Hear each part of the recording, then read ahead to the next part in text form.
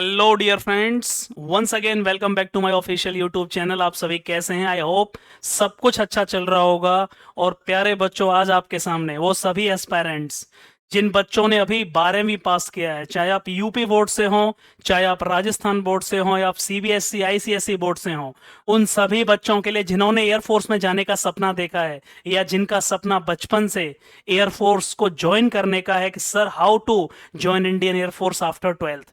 12वीं पास यदि आपने कर लिया है तो आपके लिए गोल्डन अपॉर्चुनिटी, आपके लिए एक ऐसा वीडियो जिसमें कंप्लीट इंफॉर्मेशन, आपके सारे डाउट्स क्लियर होने वाले हैं। प्यारे बच्चे, एयरफोर्स सेकंड 2026 में बात कर रहा हूं।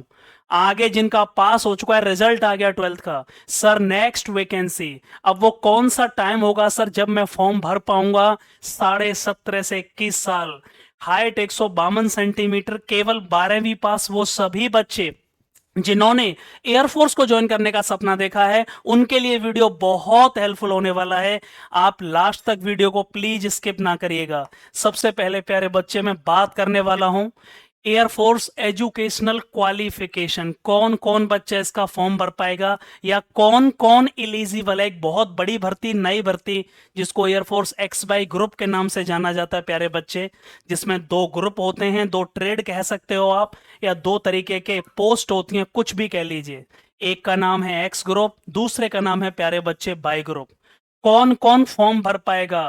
एक्स ग्रुप में वो बच्चा जिसने मैथ और फिजिक्स से 12वीं पास, वो सभी बच्चे जिनका 12th में मैथ और फिजिक्स रहा है, और यार 50% नंबर, 50% टोटल आपका 12th में पासिंग मार्क्स है, मिनिमम इतना होना चाहिए। और इंग्लिश में इंडिविजुअली 100 में से 50 नंबर जरूरी हैं।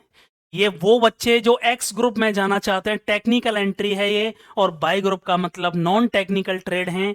50% होने चाहिए 12th में, मैथ और फिजिक्स का होना जरूरी है एक्स ग्रुप का फॉर्म भरने के लिए, और इंग्लिश में आपके 100 में से 50 नंबर चाहिए। एक्स ग्रुप को साइंस सब्जेक्ट भी बोला जाता है और बाई ग्रुप को other than science subject. By group का क्राइटेरिया क्या है? जिन बच्चों को 12th में मैथ और फिजिक्स से नहीं किया है, केवल यदि आप 12th पास हैं, केवल 12th पास हैं और आपके 50% नंबर हैं या उससे ऊपर हैं, मिनिमम 50% चाहिए, और इंग्लिश में 100 में से 50 चाहिए। इंग्लिश में 100 में से 50, ओवरऑल 50%। मैथ और फिजिक्स नहीं है, चाहे आपने कॉमर्स से किया है, चाहे आपने आर्ट्स, किसी भी बायोलॉजी से किया है, किसी भी सब्जेक्ट से, यदि आप केवल 12th पास हैं या उसकी इक्विवेलेंट डिग्री है, तो आप बाई ग्रुप का फॉर्म भर पाओगे। और यहां इंग्लिश में 100 में से 50 नंबर होना प्यारे बच्चे जरूरी है। ये क्राइटेरिया है जो एक बहुत बड़ी वैकेंसी आपको बहुत जल्दी देखने को मिल रही है, उसी के बारे में ये वीडियो है। ये एलिजिबिलिटी क्राइटेरिया है, एजुकेशनल क्वालिफिकेशन। सबसे जरूरी है सर सिलेक्शन प्रोसीजर। ये मत सोचिएगा कि मैं ये नहीं बता रहा हूं कि वैकेंसी कब आ रही है, कब आ रहा है, पूरा डिटेल बताऊंगा। सबसे जरूरी सिलेक्शन प्रोसीजर। आपके केवल इसमें दो स्टेज हैं। पहले आपका एक एग्जाम होगा, ऑनलाइन एग्जाम होगा, कंप्यूटर बेस्ड टेस्ट होगा, CBT. Computer based test, CBT online exam बोला जाता है। और इसका दूसरा होगा फेज सेकंड। जो बच्चे फेज फर्स्ट को क्लियर करेंगे, इसका सब कुछ बताऊंगा क्या सिलेबस है, उनका फेज सेकंड होना है। फेज सेकंड में फिजिकल, उसके बाद एक इंटरव्यू जिसको ग्रुप डिस्कशन, और उसके बाद एक मेडिकल आपका होना है।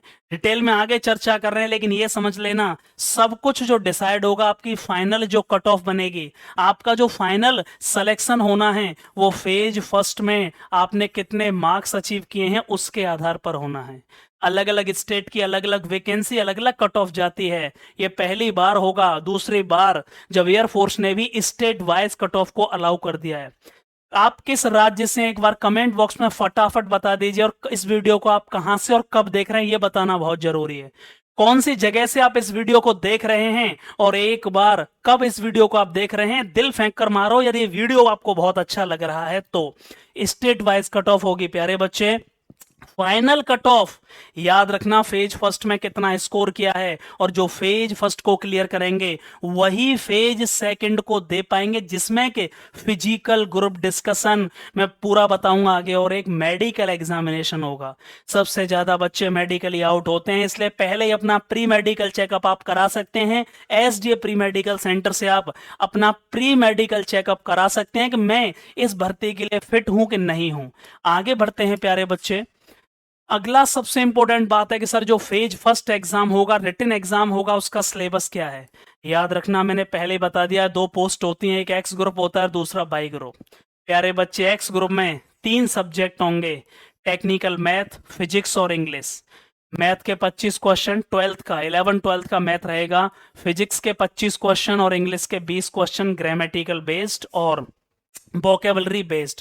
टोटल एक्स ग्रुप में 70 क्वेश्चन हो गए, आपको टोटल टाइम 60 मिनट का मिलेगा, और नेगेटिव मार्किंग 0.25 की होगी, मतलब आप तुक्के नहीं मार सकते। 1/4 की नेगेटिव मार्किंग है। टोटल क्वेश्चन 70 होंगे, टोटल टाइम 60 मिनट होगा। ये एक्स ग्रुप का फेज फर्स्ट का रिटन एग्जामिनेशन का क्राइटेरिया है।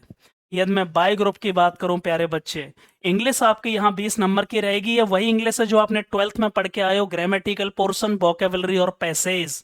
रागा, रागा यहाँ क्या होता है, रागा में 3 चीजें आती हैं। एक रीजनिंग आती है, बेसिक रीजनिंग, एक करंट अफेयर जिसको जनरल अवेयरनेस भी बोला जाता है, और दूसरा मैथ्स, नॉन टेक्निकल मैथ्स आएगा, 10वीं लेवल का मैथ्स आएगा, परसेंटेज, प्रॉफिट लॉस रेशियो, ये सब मिलाकर।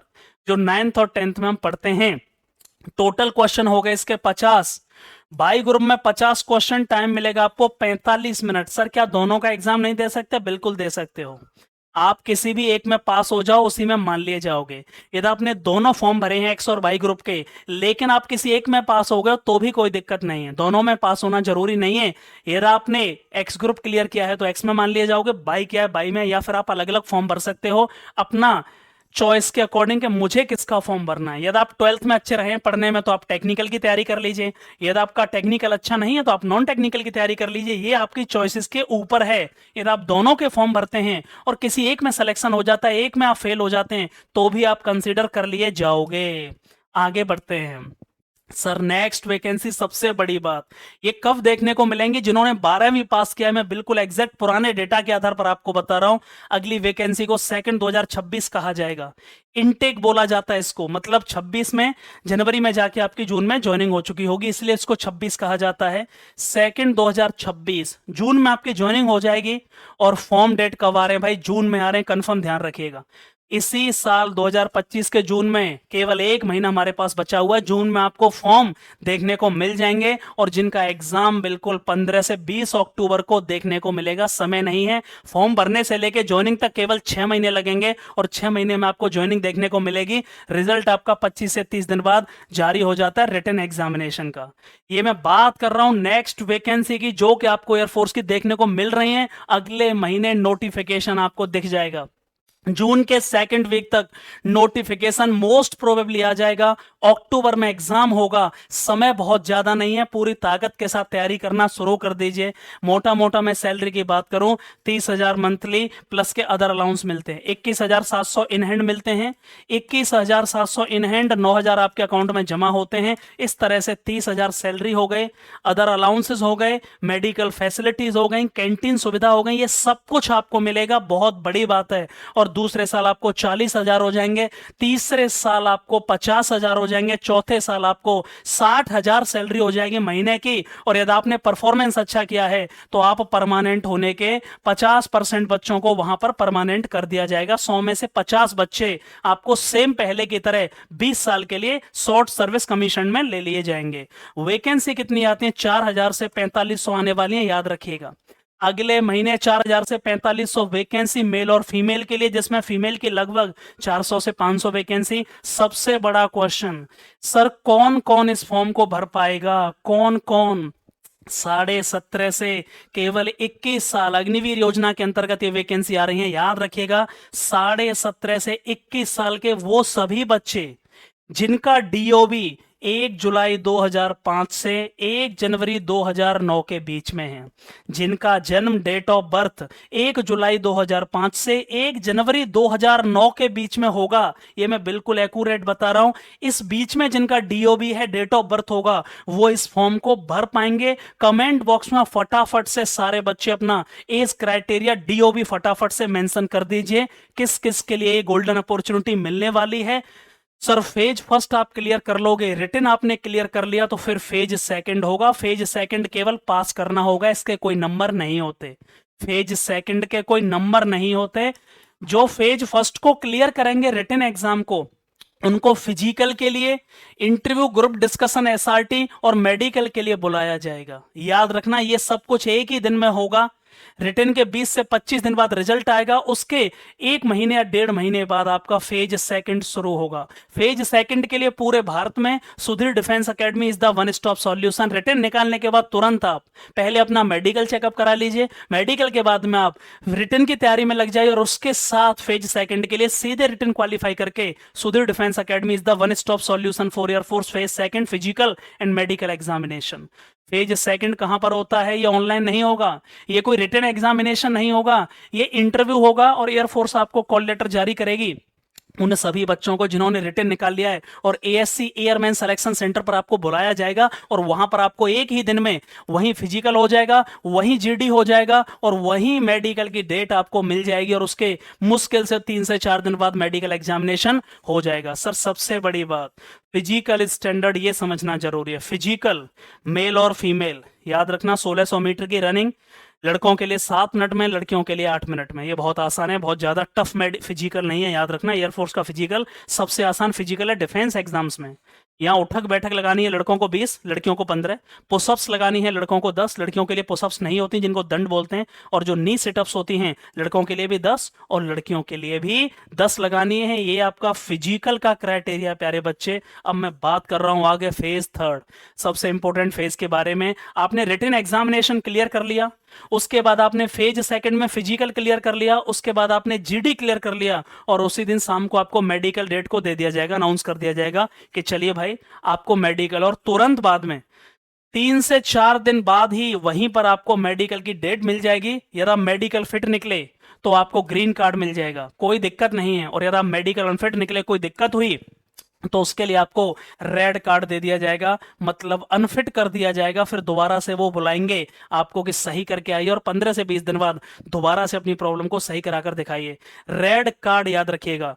उसके बाद यार मेडिकल में क्लियर हो जाता है, फिर पीएसएल आती है, प्रोविजनल सेलेक्ट लिस्ट 1.5 महीने बाद। पीएसएल के बाद फाइनल एक लिस्ट आती है, एनरोलमेंट लिस्ट। एनरोल का मतलब ये होता है कि फाइनली हम आपको एनरोल कर रहे हैं, किन किन बच्चों का सिलेक्शन हो गया है उसको एनरोलमेंट लिस्ट कहते हैं। और उसके बाद आपकी ज्वाइनिंग आएगी। 6 महीने में ये पूरा प्रोसेस हो रहा होता है। Whole process take 6 month from form filling application, form filling to joining. Form भरने से लेके, याद रखना जून में फॉर्म भरे जाएंगे और आपका कौन से जून की बात कर रहा हूं मैं आपके, यहां जून 2025 में फॉर्म आ जाएंगे, जुलाई में फॉर्म भरना शुरू हो जाएगा, अक्टूबर में एग्जाम होगा और आपकी जून में ही ज्वाइनिंग हो जाएगी। याद रखिए 2026 में। इसीलिए सिंटेक को कहा गया सेकंड 2026। लेकिन सबसे बड़ा क्वेश्चन, सर यदि मैं मेडिकल ही अनफिट हूं तो फिर इतना पढ़ने का फायदा क्या है? तो सबसे पहले आपको क्या करना है, सबसे पहले अपना प्री मेडिकल चेकअप करा लीजिए। सपोज करो आपने रिटन एग्जाम क्वालिफाई कर लिया, फेज सेकंड निकाल लिया और आप मेडिकल में वहां पहुंचे और आपको पता ही नहीं था कि मैं मेडिकल अनफिटनेस है, और आप बाहर हो जाओगे। फिर आप दोबारा से कोशिश करोगे कि अब मेडिकल, उससे बेहतर है एसडीए प्री मेडिकल सेंटर। नहीं चाहिए रीमेडिकल और रेड कार्ड, तो कराएं अपना प्री मेडिकल चेकअप। केवल और केवल 1500 रुपए में आपके पूरे एयरफोर्स के ऑफिशियल नोटिफिकेशन के हिसाब से पूरे 40 से 50 चेकअप आपको यहां देखने को मिलेंगे, जिसमें कि आपके इंटरनल और एक्सटर्नल जो भी चेकअप होते हैं एयरफोर्स में, सारे चेकअप आपको यहां केवल 1500 रुपए में मिलेंगे। इससे ये फायदा होगा कि आपको लास्ट में प्रॉपर पूरा ध्यान दे पाओगे रिटन एग्जामिनेशन पर, पूरा ध्यान दे पाओगे आगे के स्टेप्स पर, और कोई दिक्कत के बिना आप तैयारी कर पाओगे। चलो मैं मेडिकली फिट हूं, वो सभी एस्पायरेंट्स जिन्होंने 12th कंप्लीट कर लिया है वो सीधे फटाफट मेडिकल करा के और पूरे तैयारी से दमदार तरीके से तैयारी में लग जाइएगा। ये मौका आपको दोबारा नहीं मिलेगा। बहुत समय बाद फिर से आपको ये वैकेंसी आएंगे। थैंक यू सो मच, बहुत बहुत आभार। और आप कमेंट बॉक्स में ये जरूर बताएं कि ये वीडियो आप कहां से देख रहे हैं और वीडियो कैसा लगा। Thank you so much, love you all.